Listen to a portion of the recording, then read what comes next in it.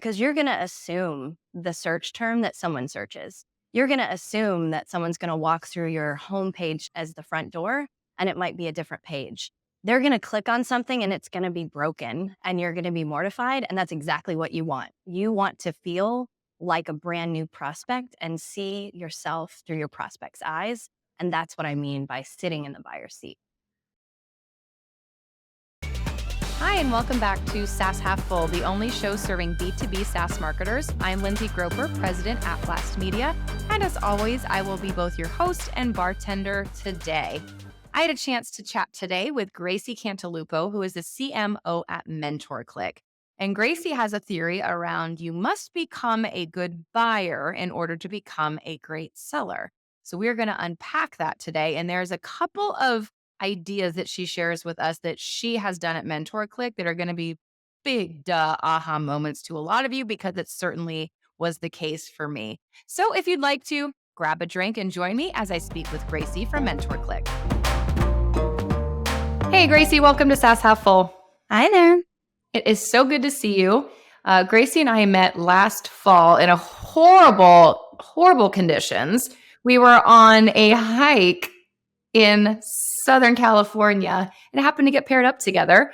And I was glad that we did, because we had an awesome conversation and have continued our relationship after, which brings us here to today. So welcome to the show. I'm excited to have you. Thank you. I'm excited too. It's been a long time. We need to go back to the beach. Yes, please. And we did send you a cocktail kit. What are you drinking today? So I'm in one of those states where I guess they can't ship alcohol, but that's okay because I got one of the Wild Wonders, the little antioxidant probiotic drinks, and I just added my own vodka. There you go. I'm going with a Truly Margarita classic lime because it's easy and I always have a supply of these. So cheers. Cheers. Gracey and I are today going to talk about something that will resonate if you are, whether you're a CMO or if you happen to sit under a CRO or if you are a sales leader, of which we do have some who listen to this, talking about why you need to become a good buyer before you can become a great seller. And Gracey has some really specific examples to share, which has me super pumped, because it's like one of those moments where, as I was thinking through, I'm like, man, everybody should do the thing she's talking about, but I guarantee most of you don't. But before we dive into that topic, I do want to give our listeners an understanding, Gracey, of who you are, how your journey to MentorcliQ took shape, and then also, do we want to understand what is MentorcliQ for those that are listening? So if you could take us through your journey into being a SaaS CMO, was it intentional? Was it by accident? What does that look like? Yeah, great question. I have about 15 years of experience in marketing, both in B2C and B2B, at organizations and startups and large companies. I've worked in the beauty industry, the entertainment industry, and real estate, and in SaaS. And it gives me a really unique perspective. And I love being able to infuse that B2C from my MTV and Viacom days with my results-driven B2B experience in my SaaS roles. Before MentorcliQ, I actually worked at an ERP company, and it was a SaaS company. And kind of infusing that B2B and B2C helps me create a more human-to-human approach, as I call it at MentorcliQ. So really excited about how we can fuse all of those things together, especially with a product like mentoring. For sure. It's interesting. I've had another guest on here before who used to also do marketing at MTV. He was the former CMO at Cheetah Digital, and when he went to Cheetah Digital, brought Tommy Lee in as a spokesperson, which really was meshing those two worlds. How have you seen your B2C background influence what you do on the B2B side? Because B2B obviously has this stodgy, old, boring, B2B type of reputation, which not all untrue, but how have you been able to harness some of that more B2C mentality into a B2B marketer? Yeah, I love that. So being a B2B marketer versus a B2C marketer, like B2B, you're really pipeline numbers driven. And I think on the B2C side, you get to have a lot more fun, but it's harder to measure the fun. I'm trying to fuse those both together and measure all the fun things that we get to do. MentorcliQ, we help employees have better careers through mentoring.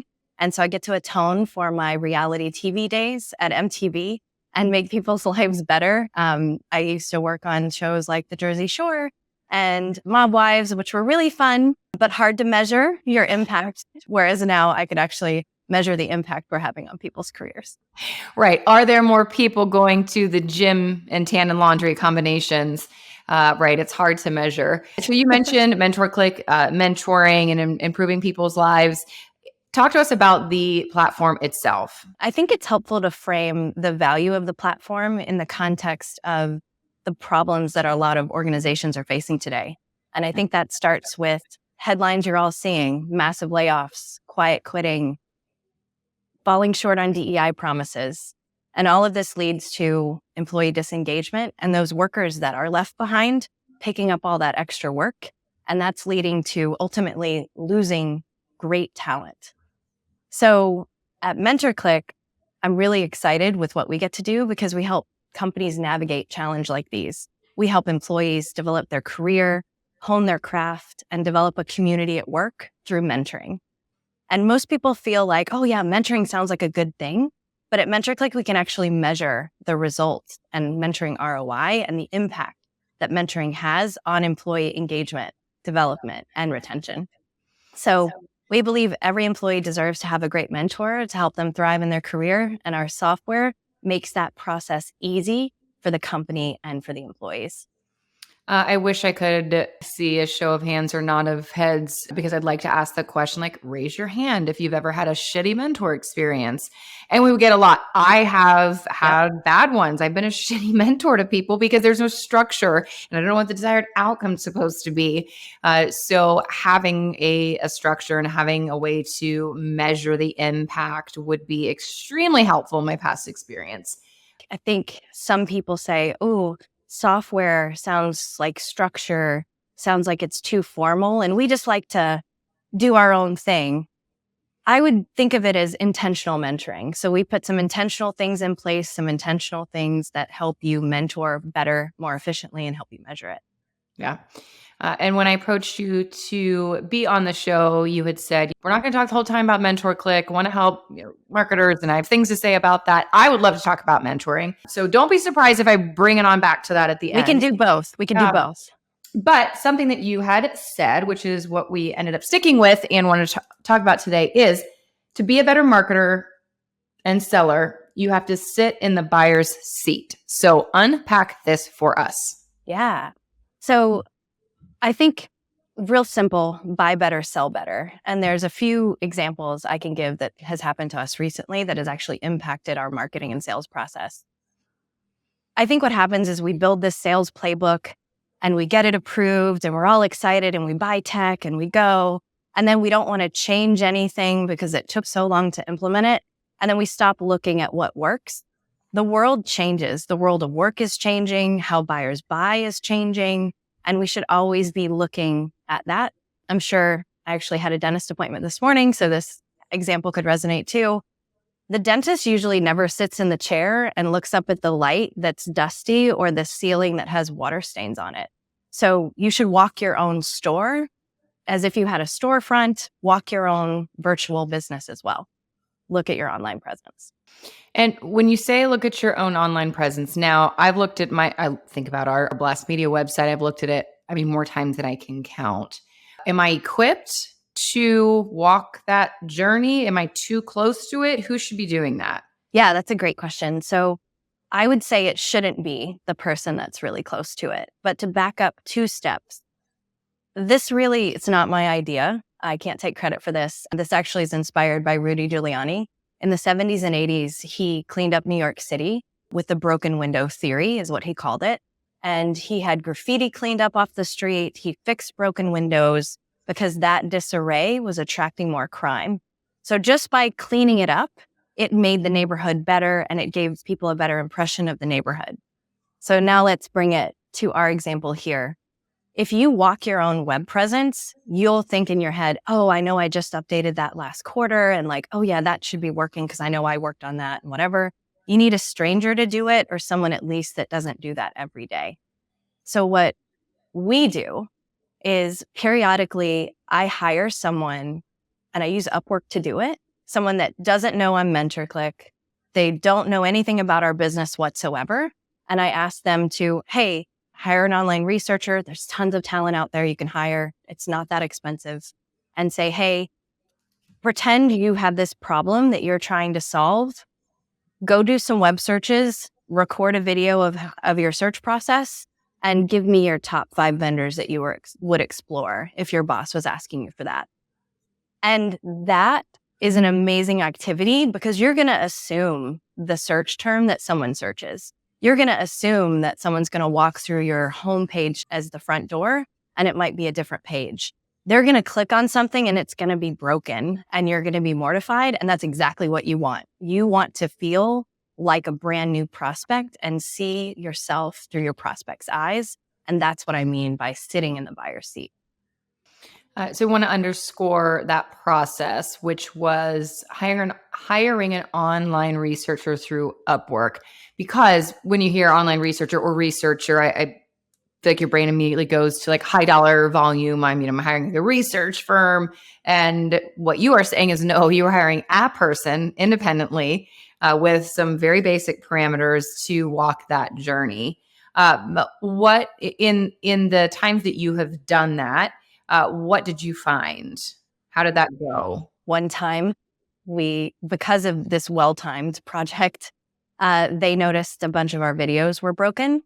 And that's because our video platform changed a setting, which broke all of our videos. And I may not have known that until a prospect told me. And they're not always that forthcoming. They're not in the business of helping you. They need something from you at that point. So that was one that was shocking and appalling. The other is I actually used it to make the case to invest more in SEO. This was a few years back. Like we're heavily invested now. But paid was really great for us at the time. And we were paying the bills with the paid side of inbound, right? And I was like, we can't do this forever. And I've got to prove it. So I actually used it to make the business case to my CEO that we need to invest in SEO because the researchers didn't click on the paid ads. They went to organic search first. Right. So that actually, I spent a little bit of money and got a lot more budget. Yeah. So you used this to before you even had buy-in for a strategy, before you had went in and asked for budget, is you walked your own storefront as a step one to make the case for that. Exactly.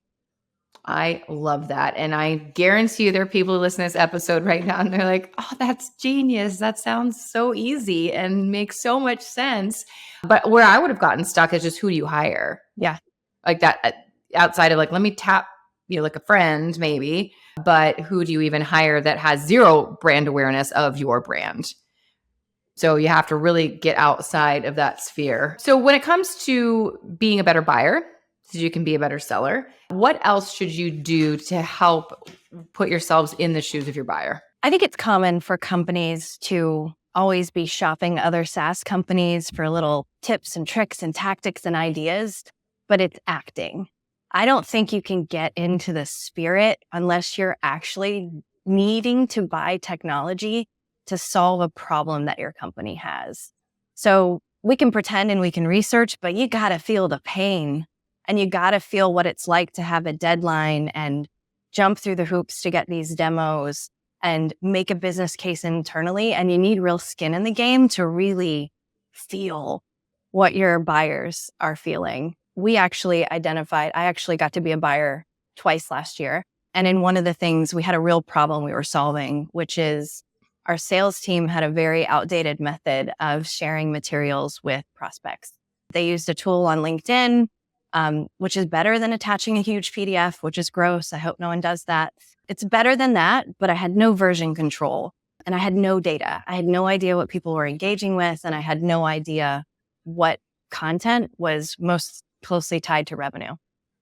So I swear to God, I think some salespeople broke into our storage unit and like picked out the oldest, crustiest presentation they could find, and they were still using it. So version control matters, y'all.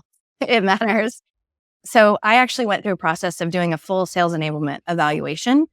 And I was like, I booked the demos. I got stakeholders involved. I made the business case. And I saw the pain and felt the pain of what it's like to be a buyer and that not being your full-time job. Like, your buyers have 10 other things on their list and you're probably not number one most of the time. And it kept falling to the bottom of my list. So that was the first major takeaway for me is, wow, how can we make this process easier for our prospects? Just getting to the vendor of choice, like how do we make it easier to demo? How do we make it easier to see our differentiators? How do we make it easier to buy? Because damn, we make it hard sometimes, Right. Make it real hard. For sure. What were some specific things that you uncovered when you were looking for a sales enablement tool that you identified you do in your process, either well or that needed improvement? So I had 3 big takeaways from being the buyer that are super interesting. Number 1, which causes a lot of drama with me and the sales team, death by BANT. I would say if most of your prospects maybe won't score 100 on the normal BANT, I did not have budget or the timing. So I didn't have the B or the T, but I was the CMO and I was making the business case, but I didn't have the timing. I definitely had a need. If they would have banted me hard, I wouldn't have qualified. And that would have taken me out of the game as the vendor. So I think really not being so harsh on that is really helpful. And if you have a small sales team and they have to prioritize, I would say have another path for those that aren't scoring what you need them to score, whether it's a BANT or another methodology, because my vendor would have missed out on me if they would have done that. Number 2 is, going back to what I said earlier, is understanding that you're not on the top of their to-do list, and selling internally is hard and it's not their full-time job. If you're a seller or a marketer, you may think, oh, okay, yeah, it's really easy to sell internally. I sell all the time. Right. But if your buyer's not a marketer or a salesperson, our buyers are in HR and talent, selling ideas isn't really what they do. How can you help your buyer sell internally easier?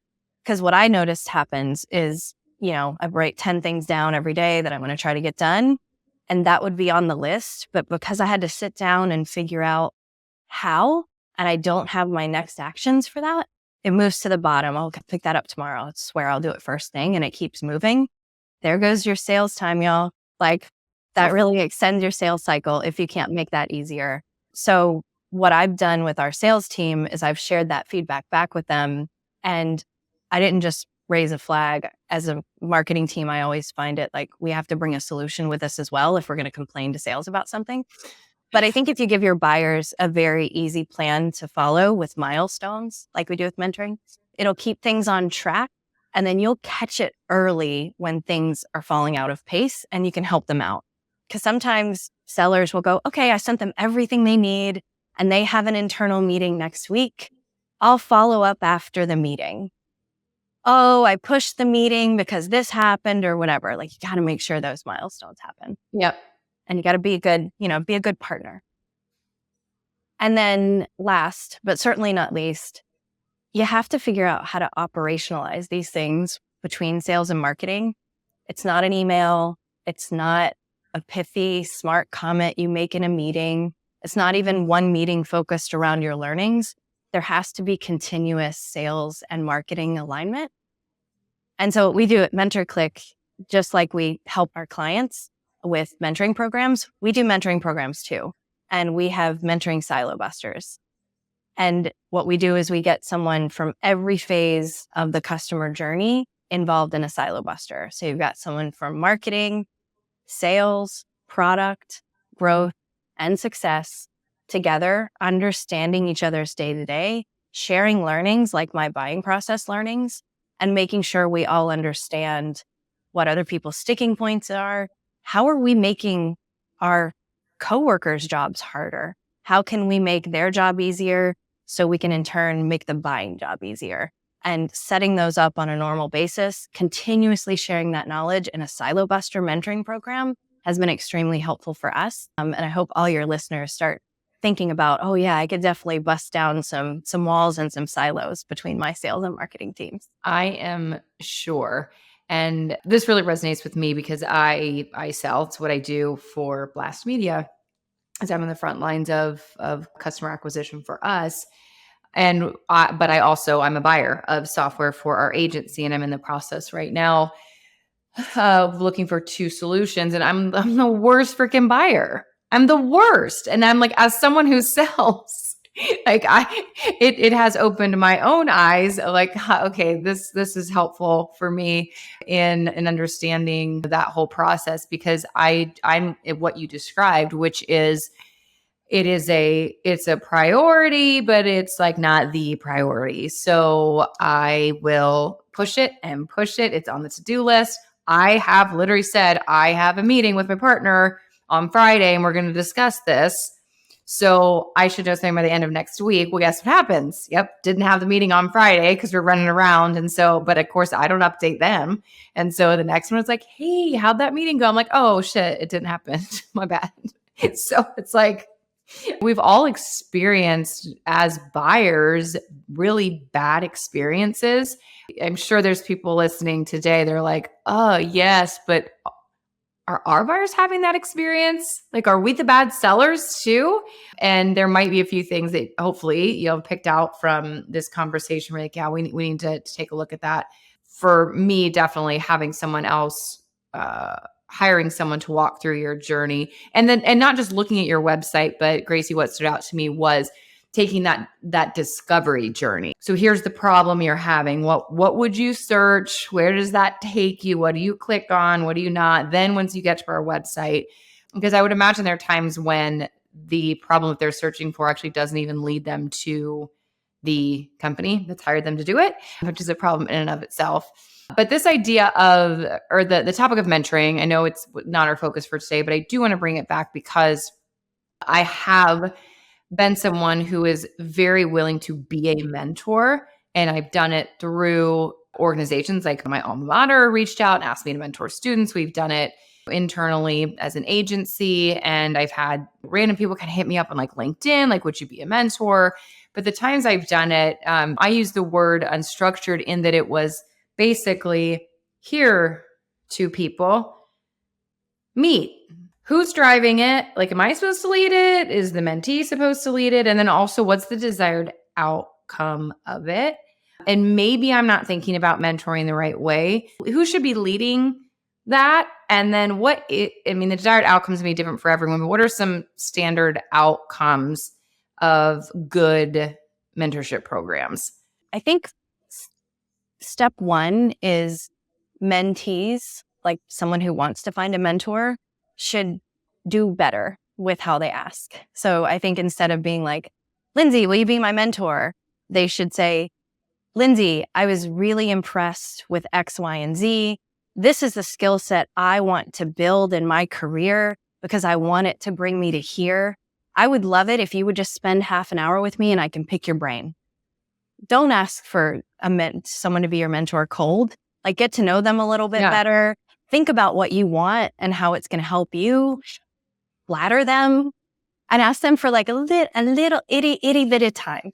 Yeah. And they're going to give it to you. I guarantee you, if someone asked me that of me and I was slammed, I would just refer them to someone else. If I couldn't do it, I wouldn't not help them.